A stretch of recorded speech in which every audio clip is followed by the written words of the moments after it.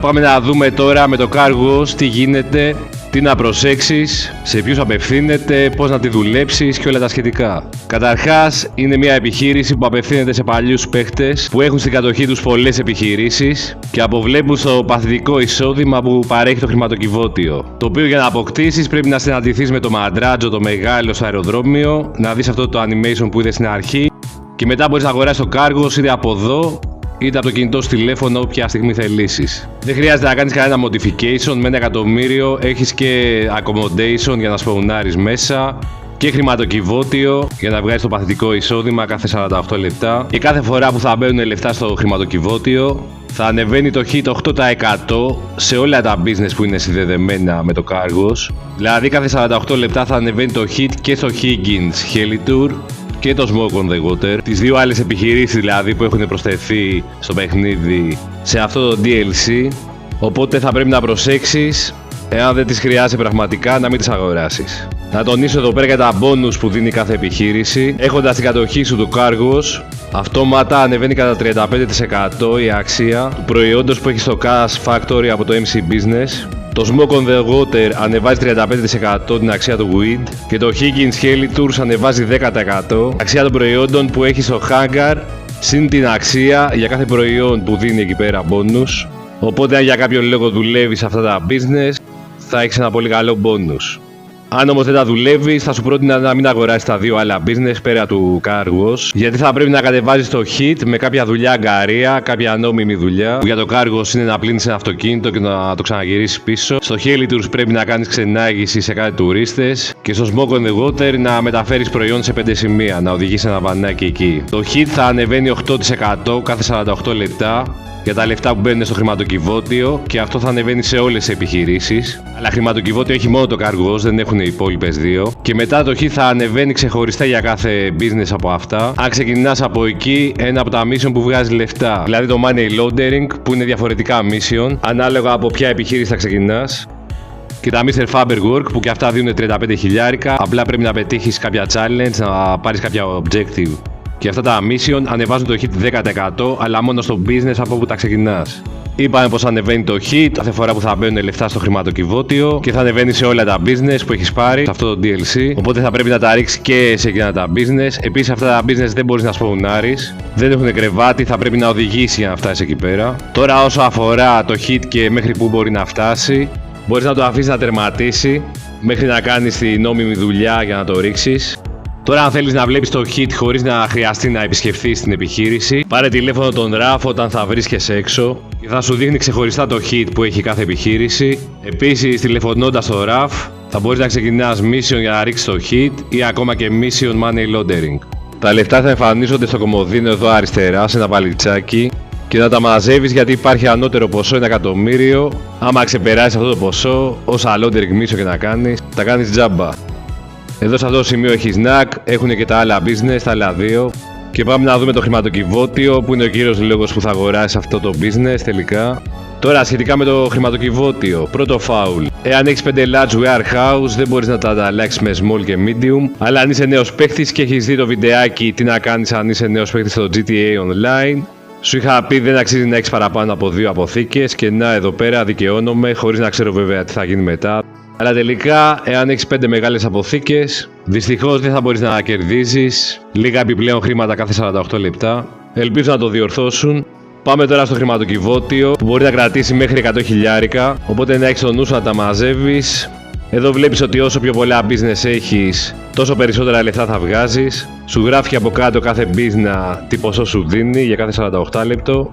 Το ανώτερο μπορεί να φτάσει είναι τα 32 χιλιάρικα, οπότε μιλάμε ένα πολύ καλό παθητικό εισόδημα. Αν έχεις πολλές business του παιχνιδιού, αν δεν έχεις πολλά business μην το πάρεις, δεν έχει νόημα, θα είναι πολύ λίγα τα λεφτά που δίνει. Επίσης κάτι τελευταίο, τα business που μπήκαν στο παιχνίδι τώρα, τα 3 business, CarGoes, Higgins, Helitours και Smoke on the Water, στην αρχή θα δίνουν 750 κάθε 48 λεπτά. Αλλά αν κάνεις 15 money laundering για την κάθε επιχείρηση, θα σου δίνει 1500 κάθε 48 λεπτό. Αλλά αυτό μπορεί να γίνει αν κάνεις και 15 Faber Work για όλα αυτά τα business, ανεξάρτητα από που τα ξεκινάς. Πάμε να δούμε τώρα με το money laundering. Μπορείς να το ξεκινήσεις από υπολογιστή, αλλά το ξεκινάς και από το τηλέφωνο καλώντας το RAF. Κανονικά δίνει 35 χιλιάρικα, όπως είπαμε, που θα στο εμφανίσει μετά από 8 με 10 λεπτά στο βαλιτσάκι. Τώρα τους πρώτους μήνες μετά το DLC θα υπάρχουν αρκετά συχνά εβδομάδες με διπλά λεφτά.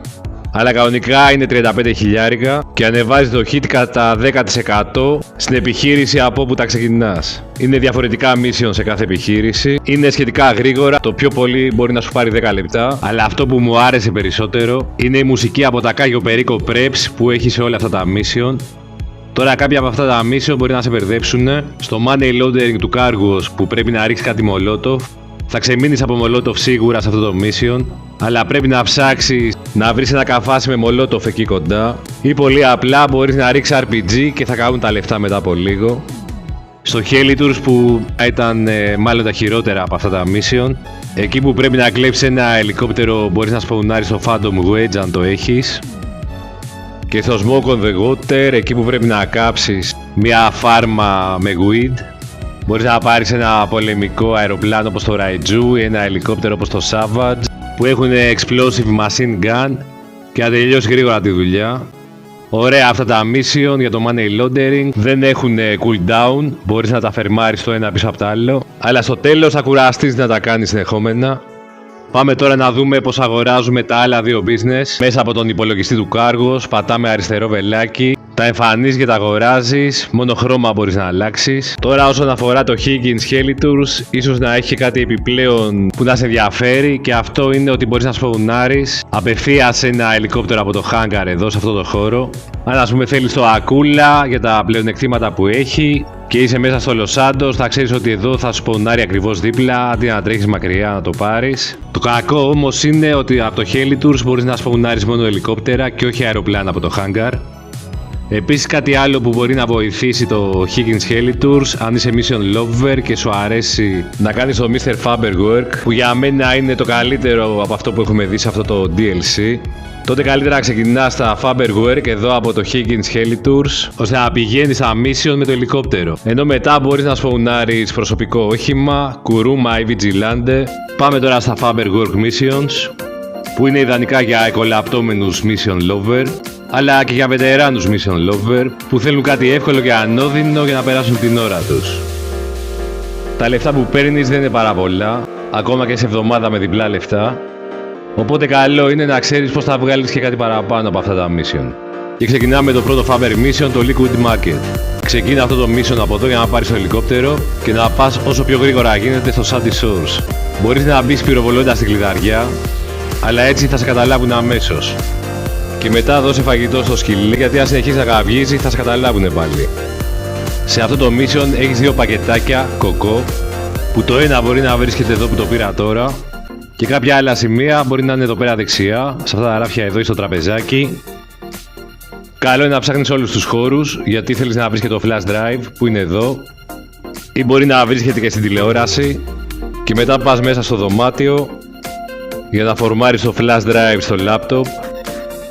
Έχει και ένα mini game να κάνεις εδώ πέρα. Και μετά πάμε να δούμε που αλλού μπορεί να κρύβεται αυτό το πράγμα, που μπορεί να είναι σε αυτό το κομμωδίνο, και τώρα έχει κάτι αστερίες. Κοιτάς και στο μπάνιο μήπως το βρεις εκεί. Τώρα που φεύγεις, εάν δεν θέλεις να σε καταλάβουνε, πρέπει να εξπαουνάρει κάτι γρήγορο, μία χακούτσου drag ας πούμε, επειδή έρχονται αυτοκίνητα και δεν πρέπει να σε δούνε. Αν θες να το κάνεις stealth, κάνε το έτσι, αλλά δεν έχει και μεγάλη σημασία.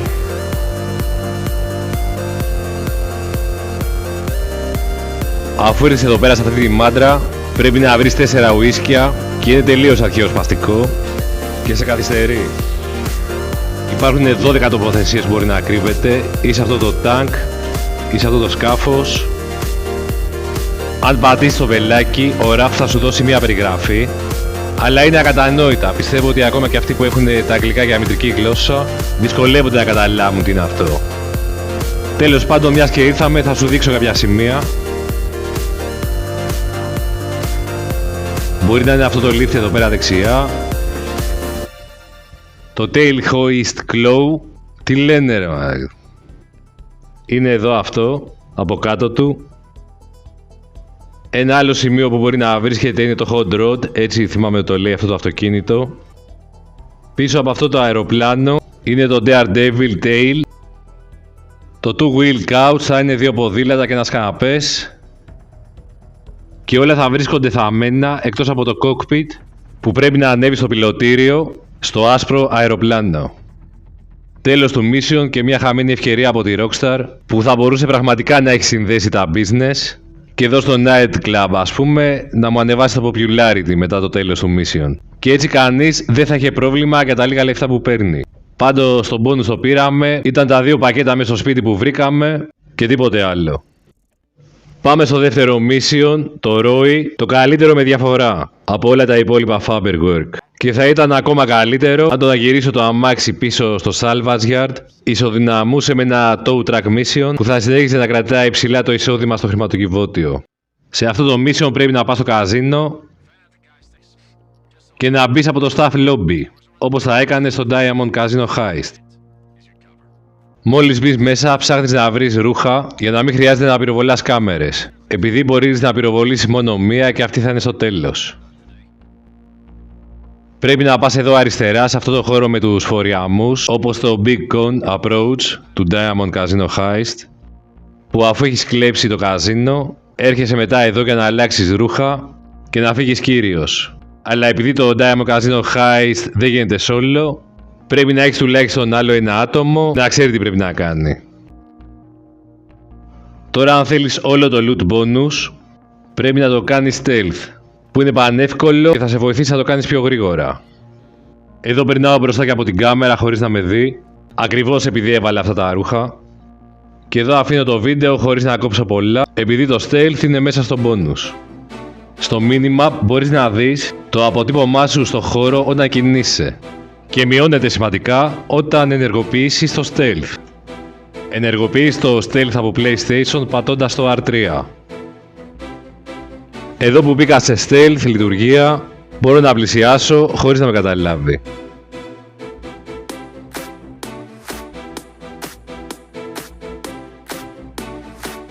Εδώ πήγαινε από τον ανελκυστήρα και όχι από τις σκάλες.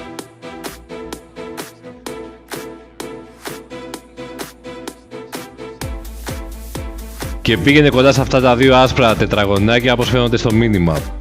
Και ακριβώς πιο πάνω είναι το πλισταριό, αυτό που μπαίνουμε τώρα, που χρειάζεται να τραβήξει μια φωτογραφία.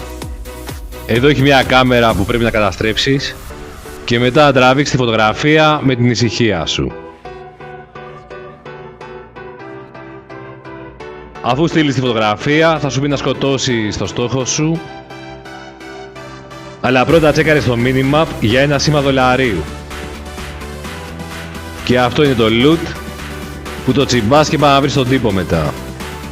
Μπορείς να περάσεις πάλι από το πλισταριό για να κόψεις δρόμο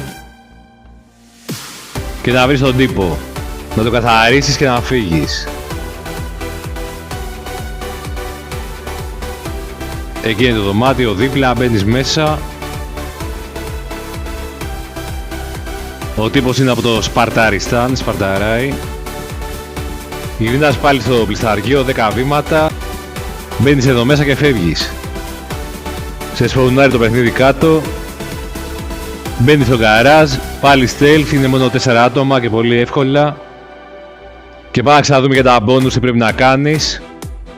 Stealth από την αρχή ως το τέλος, το 1. Δεύτερο, να πάρεις τα chips, όχι τα πατατάκια, τις μάρκες από το καζίνο δηλαδή, από εκείνο το δωμάτιο πριν σκοτώσεις τον τύπο. Και τρίτο bonus, να παραδώσεις το αμάξι χωρίς ζημιές. Ελπίζω να μην έχεις αγοράσει το Salvage Yard στο Paleto Bay, γιατί πρέπει να το οδηγήσεις στο δικό σου Salvage Yard για να το παραδώσεις, και αυτό το mission είναι το καλύτερο, αλλά δίνει και τα πιο καλά bonus. 15.000 έξτρα. Άντε πάλι τα οικονόμησες.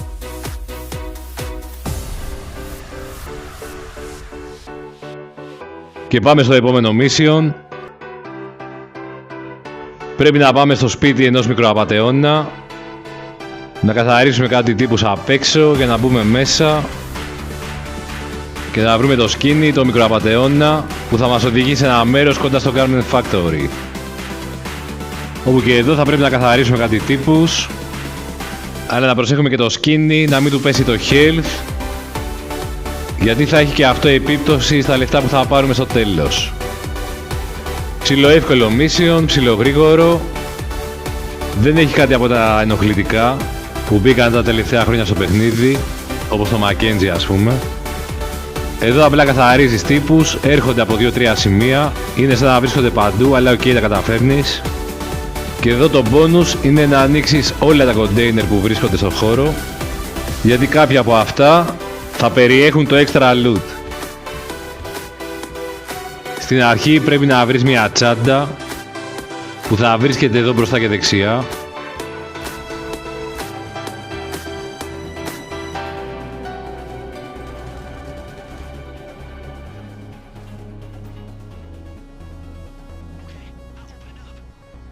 Και μετά κάποιος από τους τύπους που έχει σκοτώσει θα έχει κωδικούς, πήγαινε πάρε, εδώ με το άσπρο βελάκι φαίνεται και στο minimap, και ξεκίνα να ανοίγεις.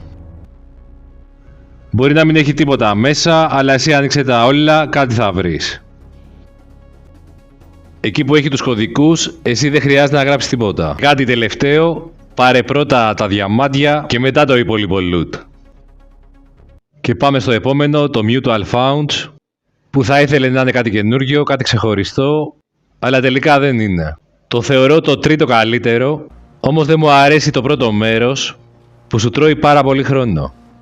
Αν έχεις το Higgins Helitours, ξεκίνα από εκεί, έλα εδώ με το ελικόπτερο να κερδίσεις χρόνο και σπαουνάρεις σε Vigilante ή Kuruma ή Duke of Death. Και αφού έρθεις εδώ, πρέπει να περιμένεις τον οδηγό να ζεστάνει το φορτηγό και να περιμένεις κανένα λεπτό για να ξεκινήσει. Τζάμπα χάσιμο χρόνου, κίτρινη κάρτα από τα αποδυτήρια.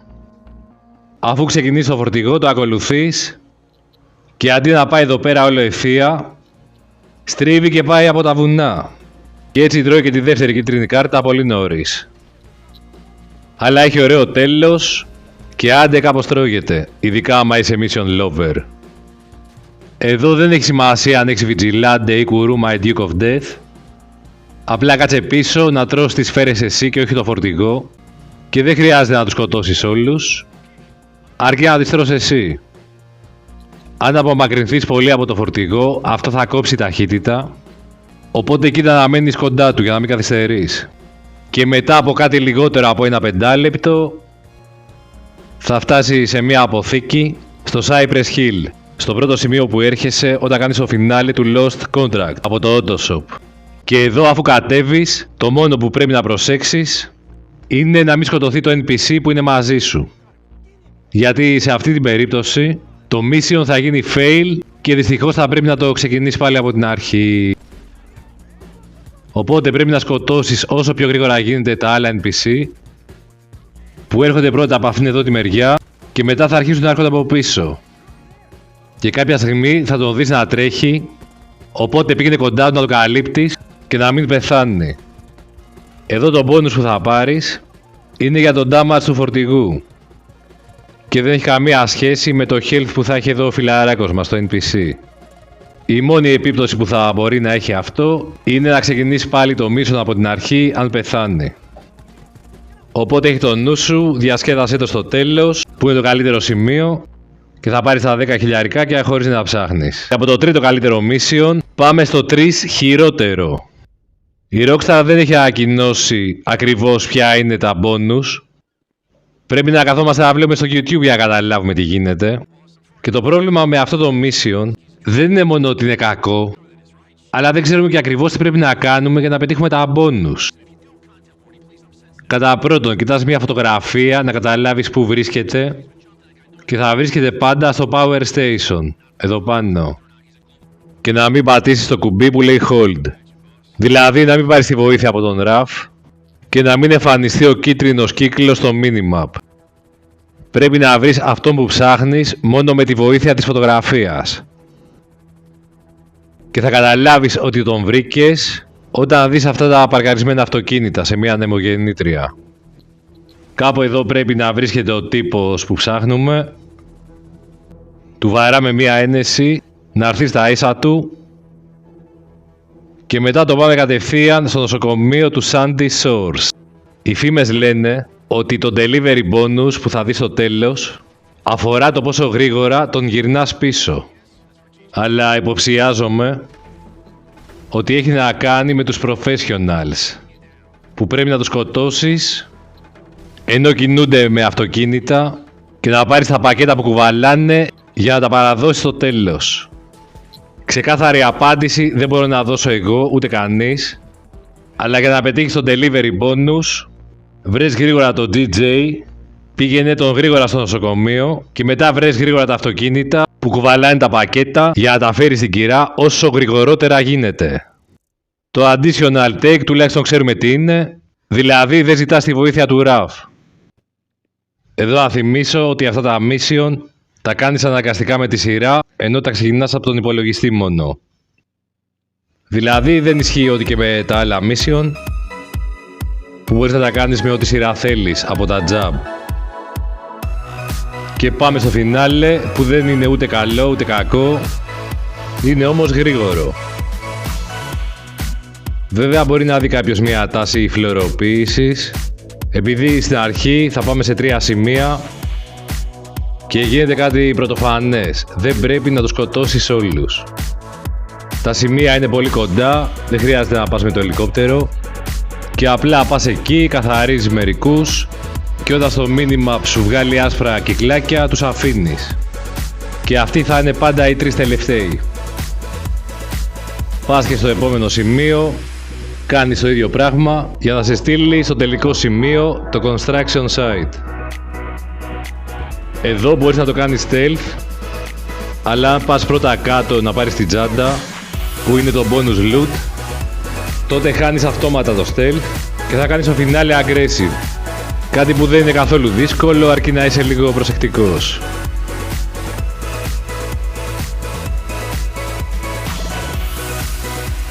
Εδώ βρίσκεται η τσάντα με το bonus.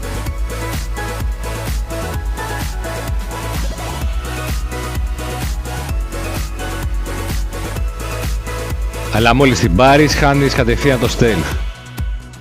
Αν ανέβεις πρώτα εδώ πέρα χωρίς να σε δούνε, θα φτάσεις στο σημείο αυτό εδώ και μόλις τραβήξεις το μοχλό, θα πέσουν κάτι βόμβες πάνω στον boss. Και μετά κατεβαίνεις κάτω, παίρνεις το loot και φεύγεις. Και μπορείς να γίνεις και ο υπτάμενος Ολλανδός. Πηδάς δηλαδή κάτω με το αλεξίπτωτο για πιο γρήγορα. Αυτά ήταν τα Faber Mission. Περιμέναμε κάτι καλύτερο από αυτά. Αλλά πάλι καλά που δεν ήταν σαν κάτι άλλα πρόσφατα DLC και κάπως τρώγονται. Παρουσιάστηκαν κάποια καινούργια πραγματάκια, τα οποία ελπίζω να είναι μόνο σε διαδικασία δοκιμών και να μην μεταφερθούν έτσι ατόφια στο καινούργιο παιχνίδι, γιατί θα είναι σίγουρα μια απογοήτευση. Μπορείς να πεις και εσύ τη γνώμη σου σχετικά με τα Faber Mission. Ελπίζω να έχω καλύψει όλες τις απορίες σχετικά με τα bonus αλλά και για τα mission. Αν κάτι ξέχασα μπορείς να το αναφέρεις στα σχόλια. Και τα λέμε σύντομα.